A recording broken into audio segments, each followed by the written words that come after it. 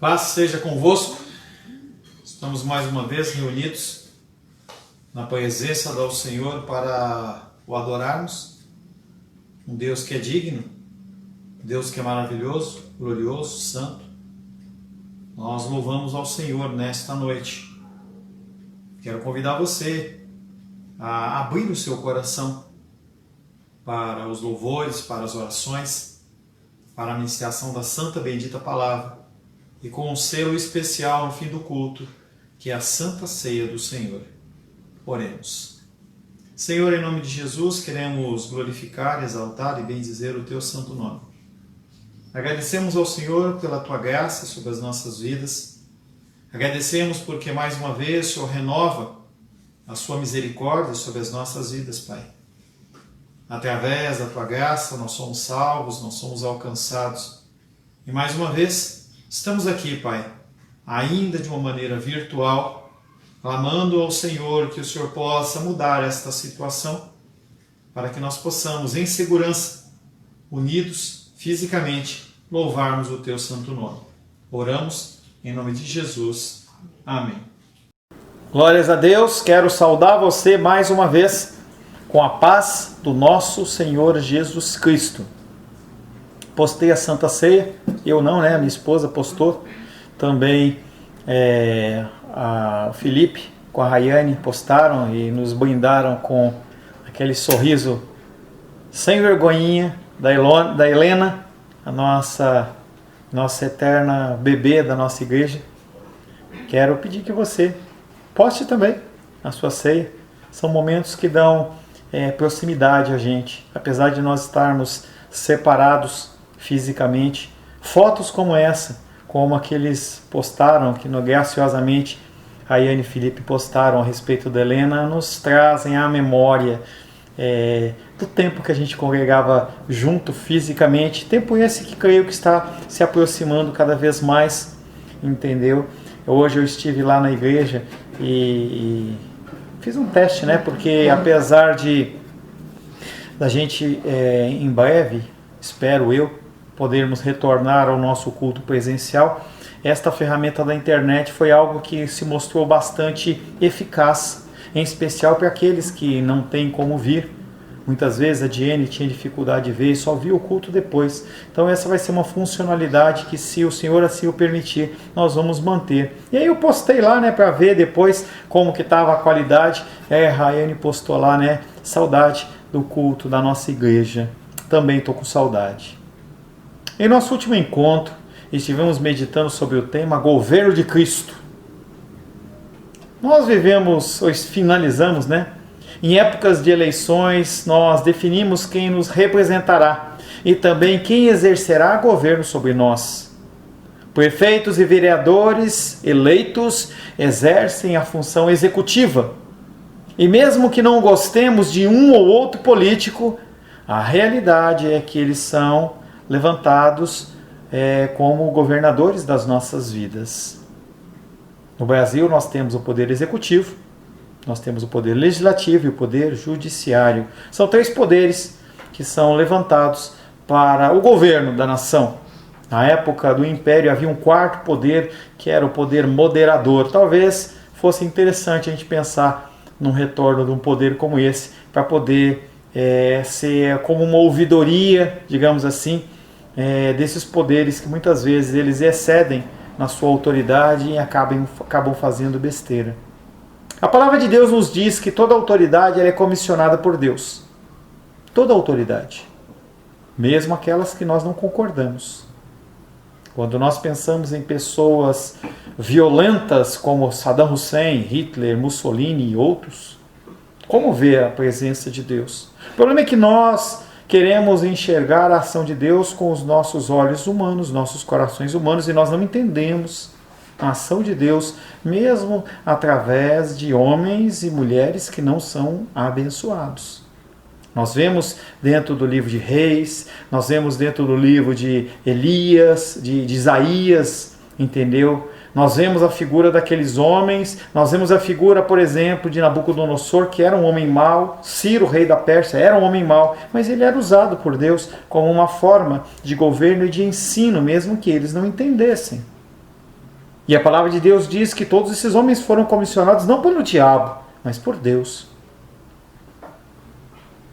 Devemos, enquanto fiéis às suas funções, sermos submissos a essas autoridades. A submissão à autoridade, ela não se refere a você querer ou não, e sim a um poder de governo que é colocado sobre a sua vida.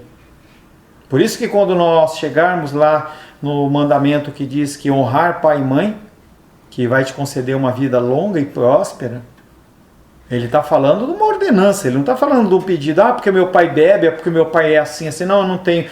Enquanto ele estiver dentro de ações que são pautadas nas Escrituras, você tem que ser submisso, independente do que aconteça.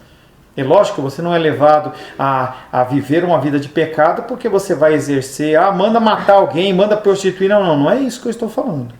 Mas as autoridades, elas são criadas por Deus e nós devemos ser submissos a elas. Mas há um governo maior. Um governo que é o governo de Jesus Cristo. Ele é maior do que o governo de prefeitos dentro da esfera executiva. É maior do que o governo de governadores dentro da esfera estadual. E ele é muito maior do que o governo de presidentes e reis dentro de uma esfera federal ou nacional. E esse poder de Deus é derramado sobre Cristo, segundo a vontade dele.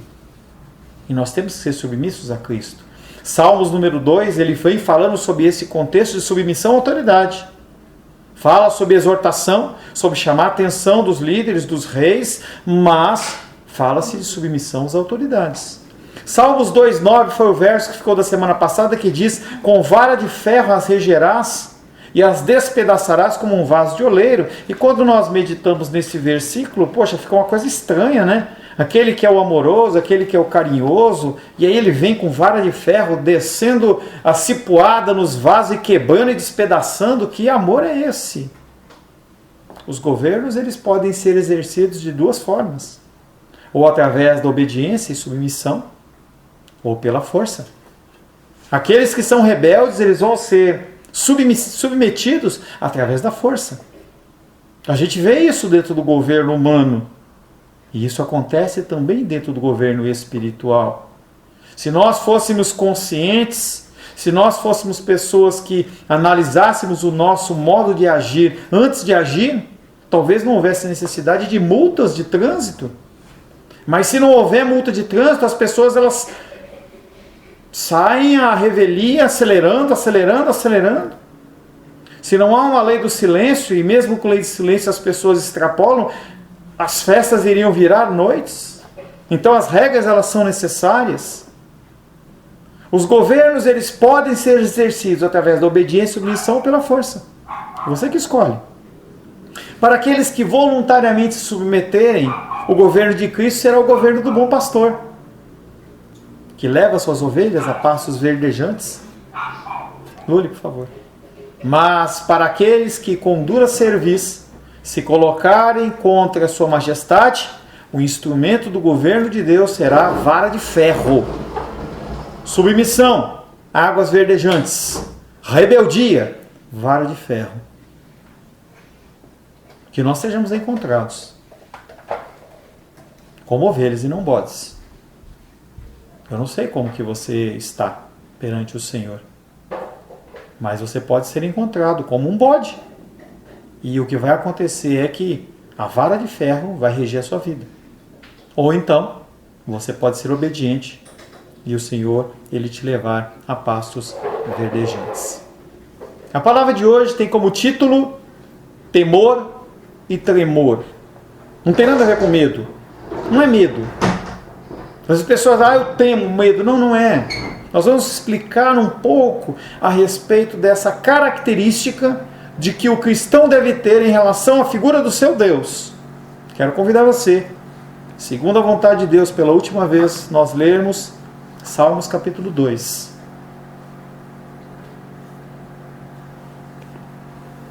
Salmos capítulo 2 diz assim: por que se enfurecem os gentios e os povos imaginam coisas vãs? Os reis da terra se levantam e os príncipes conspiram contra o Senhor e contra o seu ungido, dizendo: rompamos os seus laços e sacudamos de nós as suas algemas.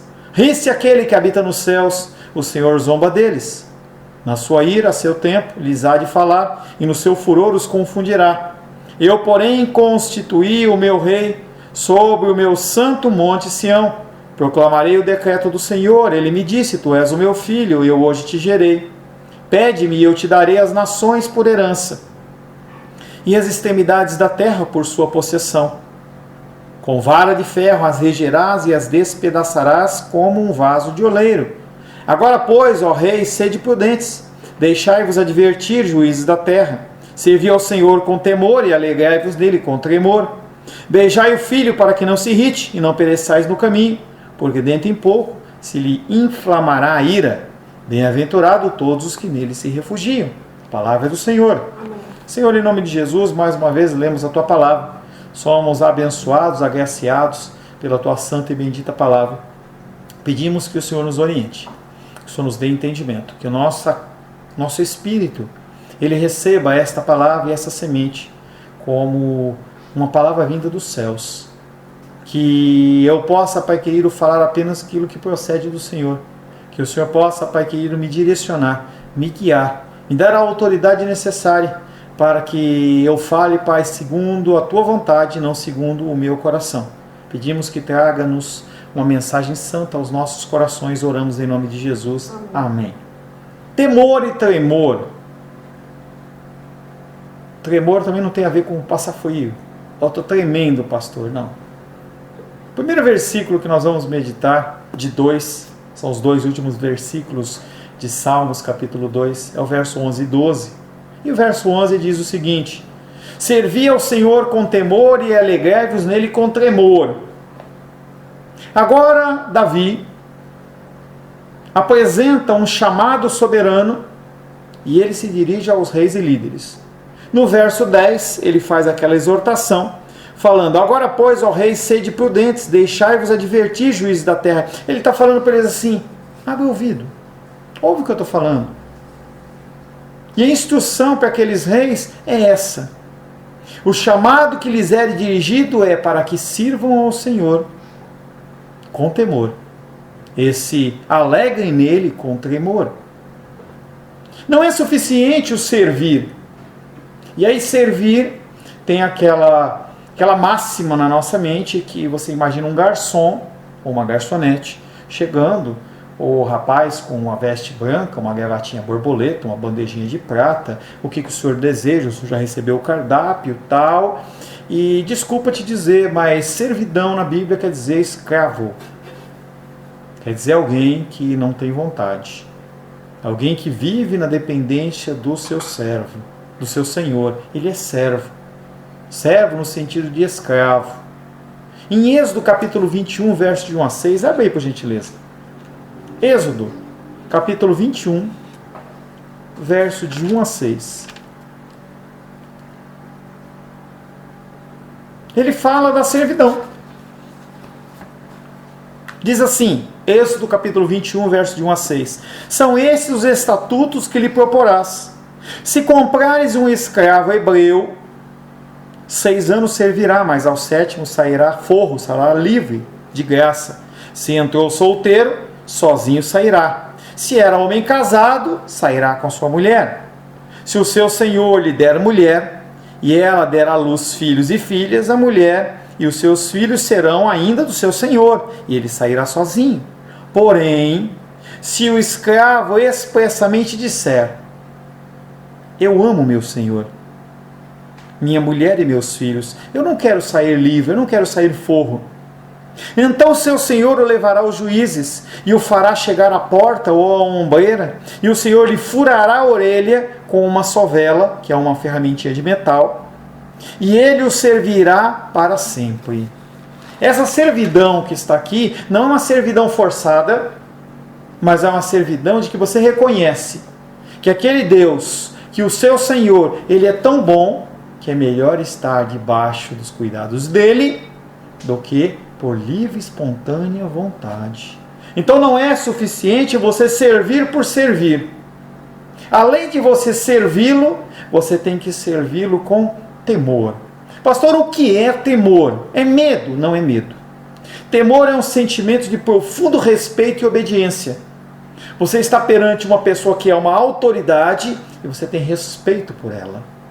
É algo que a juventude tem perdido porque não tem sido ensinada a uma geração anterior à minha.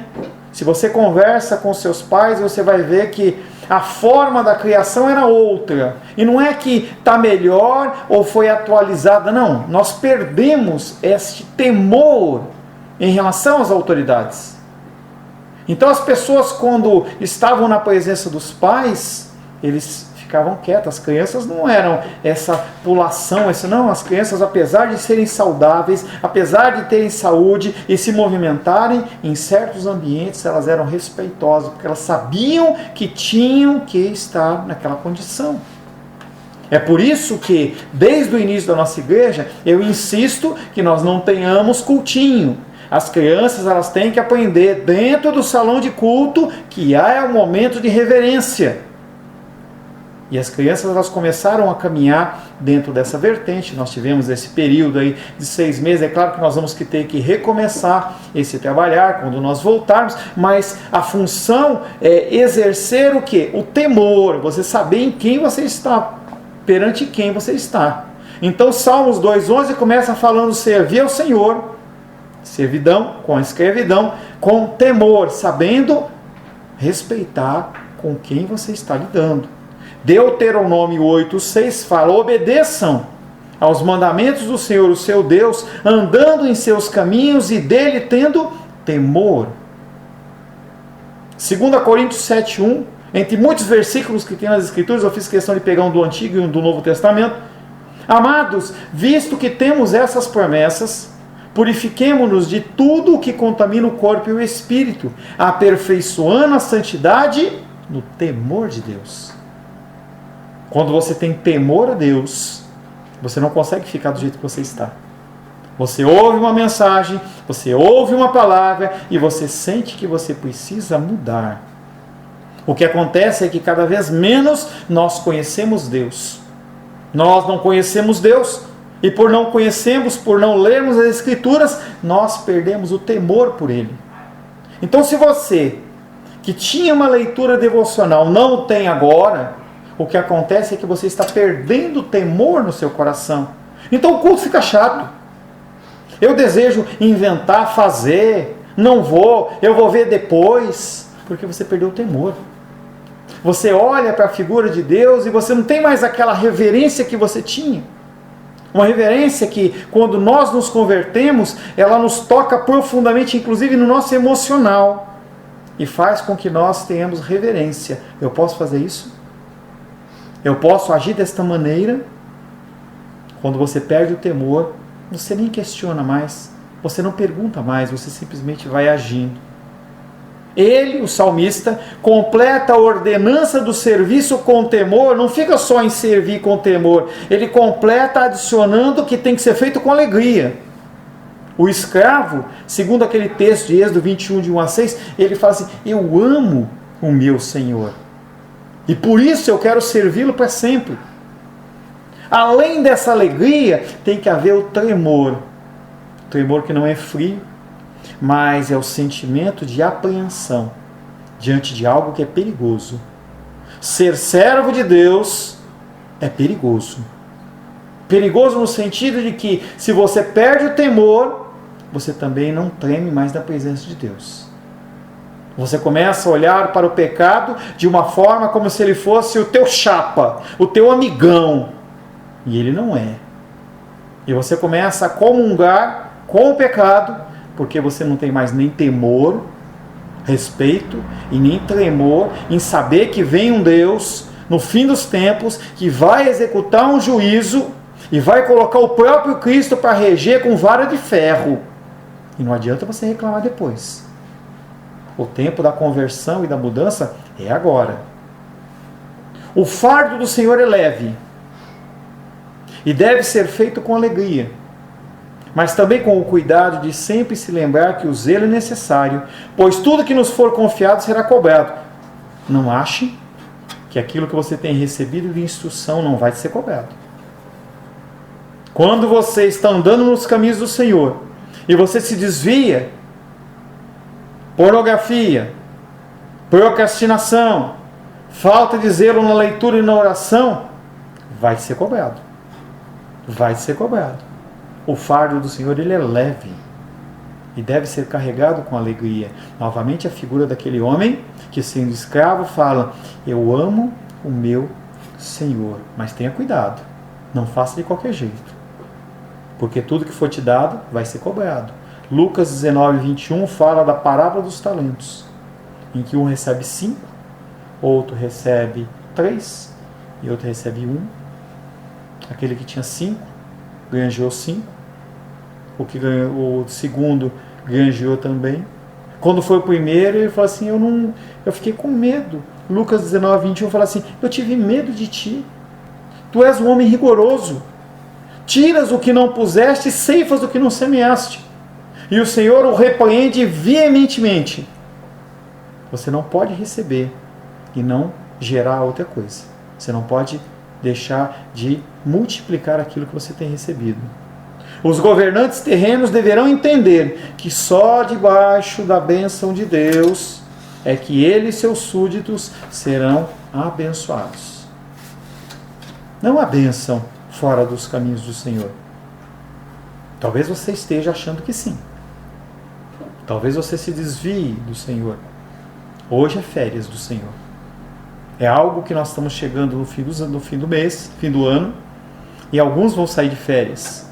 Não há férias de Jesus. Não, eu não preciso ler. Eu estou de férias, eu não preciso ter contato com o Senhor. Eu estou de férias de Jesus. Isso não existe. Isso não existe. Aqueles homens que são líderes, que são reis, que foram exortados pelo Senhor, eles têm de se tornar seus vassalos. O que é vassalo? Quando você imagina dentro de um reino, na Idade Média, aqueles castelos. Então o senhor daquela região, ele tinha aquele domínio e exercia, aumentava o terreno dependendo das guerras ou não, mas ele colocava pessoas para guardar. E essas pessoas, elas eram chamadas de vassalos, ou senhores feudais. Feudais porque eram o quê? Pedaços de terra. Então naquela região, você governa, mas você é cuidado por mim, mas você também tem que me dar tributos.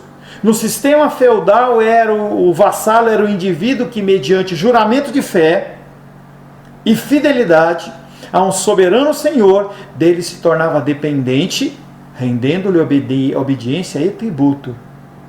Qual é a semelhança disso com a tua confissão de fé?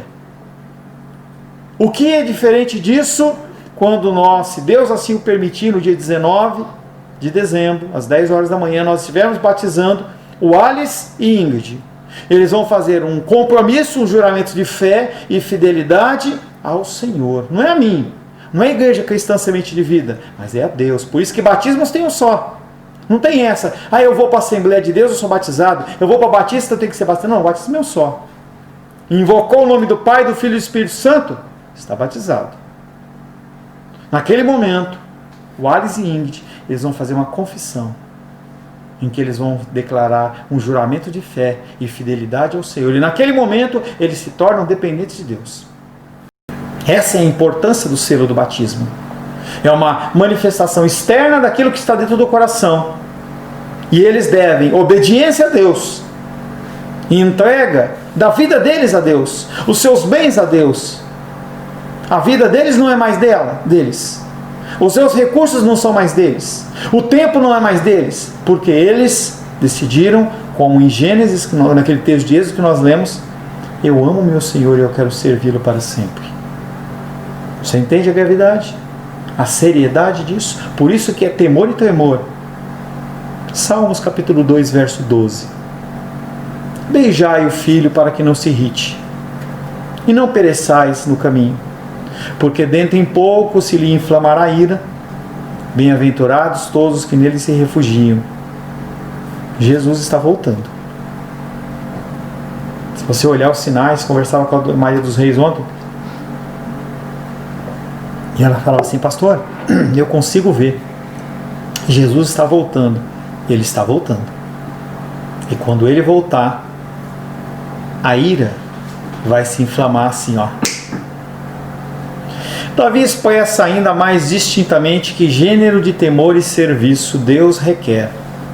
Visto ser a vontade de Deus reinar pela mão do seu Filho, e visto ter ele gravado em sua pessoa as marcas da sua própria glória, a maior prova da nossa obediência e piedade para com Deus Pai consiste em abraçarmos reverentemente o seu Filho. Pastor, como é que eu vou abraçar Jesus? Está parecendo aquela história em João capítulo 3, que fala de Nicodemos, em que Jesus fala assim: para você entrar na vida eterna, você tem que nascer de novo. E Nicodemos olha para ele e fala assim: como é que eu vou entrar na barriga da minha mãe de novo, sendo eu grande? Esse abraçar não é um abraçar físico, não é você fazer um símbolo e ficar... Não. O abraçar é obediência da palavra. Como que você demonstra amor a Deus? Amando através da obediência da palavra. É isso que Deus exige. Ele não exige outra coisa. Seja obediente. Para isso você precisa ler. Se você não lê, você fica refém daquilo que eu falo, daquilo que outros líderes falam. Mas se você lê, você não fica refém. Você vai ouvir. Só que essa é uma espada de dois gumes. Tanto você não fica refém de falsos profetas, como também você é confrontado dentro do seu cristianismo. Porque a palavra ela vai vir de encontro a você, mostrando para você que você está errado. E por mais que você bata os pezinhos em braveza, você sabe que você está errado. João capítulo 5, verso 22 e 23 diz: e o Pai a ninguém julga, mas ao Filho confiou todo o julgamento, a fim de que todos os homens honrem o Filho do modo que honra o Pai. Quem não honra o Filho, não honra o Pai que o enviou. E honrar o Pai, honrar o Filho, não é você ficar com as mãozinhas para os céus ou fazer algum voto, é o que? Obedecer a palavra. É isso que ele quer. O verbo no imperativo, Salmos 2,12 fala: beijai o filho. Ele não está pedindo, ele está ordenando. O verbo no imperativo beijar expressa o sinal de honra que os súditos costumavam render aos seus soberanos. Então, quando a pessoa ela entrava na presença do rei, ela se curvava, ele colocava a mão para cima e ele beijava a mão dele. É algo que nós perdemos, em que às vezes eu vejo dentro da condição de pais mais um pouco mais de idade: bença pai, bença mãe. É essa condição de beijar. Quando você faz isso, você está mostrando respeito, temor e tremor. Algo que nós perdemos na nossa sociedade cada vez mais. E o Senhor, através do salmista, ele traz o verbo no imperativo beijar, expressa o sinal de honra que os súditos costumavam render aos seus soberanos. O resumo consiste em que Deus ele é afrontado em sua honra quando ele não é servido em Cristo. Quando você não obedece a palavra, você está afrontando a Deus. A Deus. Cristo é verdadeiramente o eleito do Pai, a quem o Pai deu todo o poder para que tenha um nome acima de todos os nomes de homens e acima de todos os anjos. Filipenses capítulo 2, verso 9, 10 e 11 diz: pelo que também Deus o exaltou soberanamente, sobremaneira, ele deu um nome que está acima de todo nome, para que ao nome de Jesus se dobre todo o joelho, nos céus, na terra, debaixo da terra, e toda língua confesse que Jesus Cristo é o Senhor, para a glória de Deus Pai. Você não só se abaixa a cabeça, você se curva, mas também você declara com a sua boca que Ele é o Senhor. O que vem imediatamente a seguir é uma advertência aos que desprezam a Cristo, de que seu orgulho não ficará impune. Dentro em pouco se lhe inflamará a ira. Ó, tempo abençoado, ira do Senhor. Vai ser rápido. Apocalipse diz que vão estar dois no campo trabalhando, um vai e outro fica. Vai estar um casal na cama, um vai e outro fica. O que vem imediatamente a seguir é uma advertência aos que desprezam a Cristo, de que o seu orgulho não ficará impune. e com o fim de ensiná-los a tomarem cuidado para não se deixarem enganar desnecessariamente com a esperança de uma extensa demora e em seu presente bem-estar entregarem a seus vãos prazeres, são claramente informados de que a ira divina se acenderá sim. As pessoas ficam olhando e falam assim: Jesus não vai voltar agora não, vai voltar depois. Eu vejo os nossos adolescentes, aqueles que são no começo da juventude, parece que eles têm o tempo todo. É uma vida inteira. Para alguns pode ser, para outros não. Para outros não. E as pessoas elas acham que porque não está ocorrendo, porque a maldade ela está se proliferando no mundo, Deus ele não está nem aí.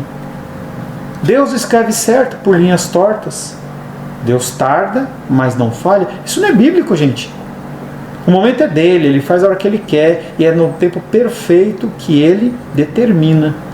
Ezequiel capítulo 12, verso 28 diz: portanto dize-lhes, assim diz o Senhor Deus, não será retardada nenhuma das minhas palavras, e a palavra que eu falei se cumprirá, diz o Senhor Deus. Naquele tempo de Ezequiel, as pessoas estavam no cativeiro babilônico e a regra era, a ordenança era, a profecia era: vocês vão ficar cativos 70 anos. E aquele povo fala assim: não é bem isso não. Talvez você fale: não, o pastor Paulo é muito duro. Não é bem assim. A gente pode pensar um pouco mais light, pode pensar um pouco de uma maneira mais tranquila. E o Senhor fala: minha palavra ela não vai ser retardada, não vai demorar, ela vai acontecer no momento certo. Pois vemos quando Deus por algum tempo tolera os perversos, quando abusam da sua paciência, fazendo aumentar ainda mais a sua presunção, visto que não pensam nos juízos divinos de outra forma, segundo a visão, senão segundo a visão ótica dos seus corações. Então, as pessoas elas ficam vendo a maldade se proliferar, está proliferando, e elas falam assim: não, dá para empurrar um pouquinho mais para frente isso. Então eu acho que eu posso continuar vivendo do jeito que eu quero. Assim que a ira divina ela é acesa, mesmo num grau diminuto, ela se dirigirá completamente àqueles que são reprováveis e não se apagará. Quando a ira do Senhor se acender, não há mais nada a ser feito. Ocorreu isso em algumas passagens do povo de Israel, em que Deus chega uma hora e fala assim: basta, não adianta orar mais, não tem mais intercessão, eles vão para o cativeiro. Mesmo ali, a manifestação do amor de Deus ainda resgatou eles, e eles puderam voltar para a terra prometida. Nesse tempo em que a ira divina vai se acender, não vai ter segunda chamada. Não vai ter segunda chamada. Recebi um e-mail lá do colégio da minha filha falando assim: olha, as pessoas que perderam a prova, elas entram em contato, pagam uma pequena taxinha aqui, e aí você tem direito a fazer uma segunda prova. Não, na salvação não tem não. Chamado de Deus não tem não. Jeremias 7,16 diz: não intercedas por este povo, nem levantes por ele clamor, nem me importunes, porque eu não te ouvirei. Quem fala isso é Deus. Não adianta orar. Não adianta orar mais. Há aqui uma denúncia contra os ímpios, pela qual são advertidos de que a ira de Deus os eliminará quando acreditarem que estão na metade da sua corrida. Eu estou bem, eu estou tranquilo, eu tenho dinheiro, eu tenho carro na garagem, eu viajo, eu tenho amante, eu como nos melhores restaurantes. Lucas fala que há uma passagem que fala assim: louco, hoje mesmo pedirão sua alma. Deus os eliminará. Nós sabemos como os desprezadores de Deus costumam se engrandecer na prosperidade e cometer grandes excessos. A gente vê isso com ladrões. O cara rouba uma vez, e ele vê que aquilo ali foi um dinheiro fácil, ele rouba de novo, e ele rouba de novo até que chega um momento em que ele é pego. O profeta, pois, com grande propriedade ameaça aqueles homens. 1 Tessalonicenses capítulo 5, verso 3. Quando andarem dizendo paz e segurança, eis que lhes sobrevirá repentina destruição. Não é o julgamento do STJ ou do STF. Não é a investigação da Polícia Federal, nem da Polícia Civil. Não é a violência da Polícia Militar. é a ação de Deus. Quando eles estiverem dizendo paz e segurança, eis que lhes sobrevirá repentina destruição. Como vêm as dores de parto, eu nunca tive dor de parto, mas as mulheres que já tiveram filho sabem que a dor vem e ela vai até o fim. De modo nenhum escaparão. A sentença conclusiva do Salmo número 2 dá clareza ao que fora anteriormente expresso sobre a severidade de Cristo, pois sua vara de ferro e furor da ira divina espalhariam terror em todos os homens sem distinção, a menos que fosse inserido o que está no finalzinho do versículo 12. Bem-aventurados todos os que nele se refugiam. Há diferença entre aquele que serve e aquele que não serve a Deus. Há diferença entre aquele que ama, aquele que obedece e aquele que não obedece a Deus. Tendo, pois, discorrido sobre o terrível juízo que penderia sobre os incrédulos, ele agora encoraja os fiéis e devotos servos de Deus a nutrirem boa esperança, anunciando a doçura da sua graça. Bem-aventurados são aqueles que nele se refugiam. Salmos 23, 1, 2 e 3 diz: o Senhor é o meu pastor, nada me faltará. Ele me faz repousar em pastos verdejantes, leva-me para junto das águas de descanso, refrigera minha alma, guia-me pelas veredas da justiça, por amor do seu nome. Isso é para você. Isso não é para o ímpio. Isso não é para o ímpio próspero. Isso é para aqueles que se submetem ao Senhor. Reconheço que Jesus é o meu Senhor. Você curva a sua cabeça e declara que Ele é o seu Senhor, não só verbalmente, mas através das suas ações do seu dia a dia. Paulo igualmente observa a mesma ordem. 2 Coríntios, abre aí por gentileza. 2 Coríntios, capítulo 10. 2 Coríntios, capítulo 10, versos 4, 5 e 6. 2 Coríntios, capítulo 10, Mateus, Marcos, Lucas, João, Atos, Romanos, Coríntios. 2 Coríntios, capítulo 10, versos 4, 5 e 6. Porque as armas da nossa milícia não são carnais, e sim poderosas em Deus para destruir fortalezas, anulando nós sofismas. O que é sofismas? São coisas que você tem como se fossem pressupostos no seu coração. E toda altivez que se levante contra o conhecimento de Deus, levando cativo todo pensamento à obediência de Cristo. A sua mente fica como uma mente virada para o Senhor. Verso 6. E estando prontos para punir toda desobediência, uma vez completa a vossa submissão. Paulo igualmente observa esta mesma ordem, declarando que a vingança estava em prontidão contra os desobedientes. E ele adiciona imediatamente que aquilo não funciona, não vale para aqueles que vivem em submissão ao Senhor. Agora entendemos a intenção do salmista. Como é possível, como seria possível que os crentes estivessem aplicando a si próprios a severidade de que ele faz menção? E ele abre para eles o santuário da esperança. Não é mais uma vara de ferro na nossa cabeça, não são chicote nas nossas costas, punição, punição, punição, destruição, não.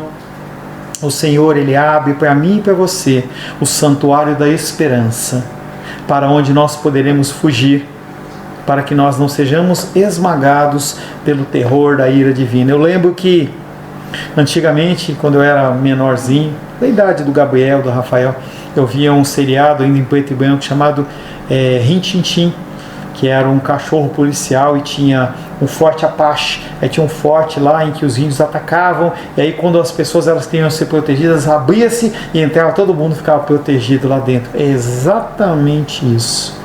O Senhor, Ele fala, vem, Ele te protege quando a ira divina vem. Depois de convocar os ímpios a comparecerem diante do tribunal de Deus, o qual por si só é assustador, e aí não é mais temor e temor, é medo mesmo, imediatamente ele junta o conforto. Joel capítulo 2, verso 32, e acontecerá que todo aquele que invocar o nome do Senhor será salvo. Porque no monte Sião e em Jerusalém estarão os que forem salvos, como o Senhor prometeu, e entre os sobreviventes aqueles que o Senhor chamar. Converta o seu coração. Abra o coração para as palavras do Senhor. Dedique parte do seu tempo na leitura das Escrituras, na oração. Junte-se a nós nas orações de quarta-feira. Os cristãos, eu e você, devemos ver o Salmo 2 como um lindo quadro messiânico de um Messias que governa o mundo e que se destina a governar todos os seres humanos.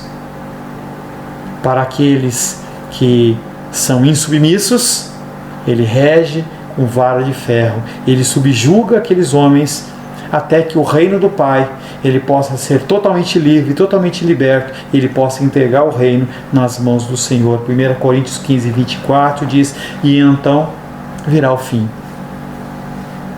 quando ele entregar o reino ao Deus Pai, Deus e Pai, quando houver destruído todo o principado, bem como toda potestade e poder, quando todo joelho se dobrar, ele cumpriu totalmente a sua missão.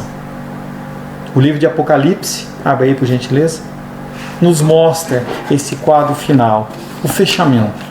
O fechamento de uma história que começou para nós, seres humanos, em Gênesis e vai findar-se em Apocalipse. Apocalipse 19, versos 11 a 16.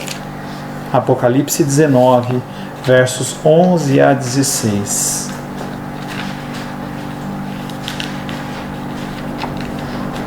Diz assim a palavra de Deus. Apocalipse capítulo 19, Apocalipse 19, verso 11 a 16. Vi o céu aberto, e eis um cavalo branco. O seu cavaleiro se chama Fiel e Verdadeiro, e julga e peleja com justiça. Os seus olhos são chamas de fogo. Na sua boca, ou melhor, na sua cabeça há muitos diademas. Tem um nome escrito que ninguém conhece senão ele mesmo. Está vestido com um manto tinto de sangue. E o seu nome se chama o Verbo de Deus. E seguiam-no os verdadeiros, os exércitos, seguiam-no os exércitos que há no céu, montando cavalos brancos com vestiduras de linho finíssimo, branco e puro. Sai da sua boca uma espada afiada, para com ela ferir as nações, e ele mesmo as regerá com cetro de ferro. E pessoalmente pisa o lagar do vinho do furor da ira do Deus Todo-Poderoso, e tem no seu manto e na sua coxa um nome escrito: Rei dos Reis e Senhor dos Senhores. Para aqueles que não têm Deus, vai ser uma visão terrível. Para aqueles que são do Senhor, uma visão de alegria. Converta o seu coração. Abra o seu coração para a palavra do Senhor. Não fixe a sua vida tanto no secular, mas busque o eterno. Amém. Senhor, em nome de Jesus, nós louvamos o teu santo nome. Findamos nesta noite, Pai, a meditação de Salmos número 2. Um salmo duro, que fala da diferença daquele que serve e daquele que não serve a Deus. Não é a mesma coisa, não é a mesma forma de agir e proceder, não.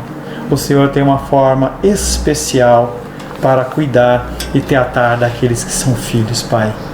Nós louvamos ao Senhor por esta palavra, que eu peço que sobre a vida de cada irmão, cada irmã, o Senhor possa trazer o convencimento no coração e uma mudança de vida. Eu oro em nome de Jesus. Amém. Graças ao nosso bom Deus. Senhor, em nome de Jesus, louvamos o teu santo nome por mais esta oportunidade de estarmos juntos como igreja na tua presença. Queremos pedir que o Senhor continue nos guardando nesta noite, nos abençoando em todo o nosso labor nessa semana, que as lutas e dificuldades, Pai, elas sejam realmente colocadas na tua presença e que o Senhor possa, Pai, pegar o nosso fardo pesado e nos dar um fardo leve. Eu abençoo a vida dos teus filhos e das tuas filhas nesta noite. Que o amor de Deus Pai, Que a graça salvadora de Jesus Cristo e a consolação do Espírito Santo seja sobre a nossa vida hoje e sempre. Amém, amém. Deus te abençoe. Boa noite. Obrigado por você estar comigo nesta cerimônia.